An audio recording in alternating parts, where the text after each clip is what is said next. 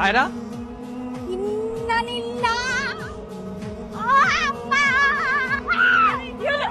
কি হয়েছে কি?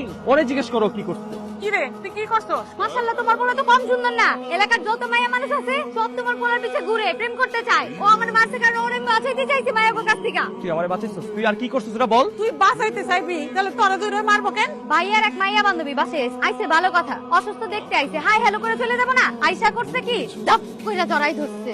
আমার তো দেখা এমন মাথা গরম হইছে, আমি গেছি পিস পিস যা জিজ্ঞেস করছি কি সমস্যা।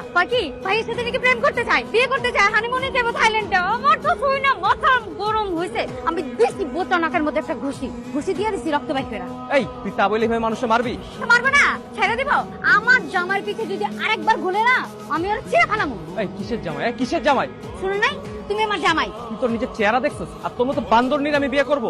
শুনো এই বান্দর নিয়ে না তোমার গলা একদিন ঝুলে পড়বে। মা আমি কিন্তু তোরা আসলেই থাপড়াবো। এত প্রোফাইল মানুষ একটা ভাইলেমি করছে, কি হয়েছে তাতে? মা তুই কিছু মনে করিস না। প্রেম করবা তাই না? এলাকার হিরো হয়ে গেছো, সুপার হিরো।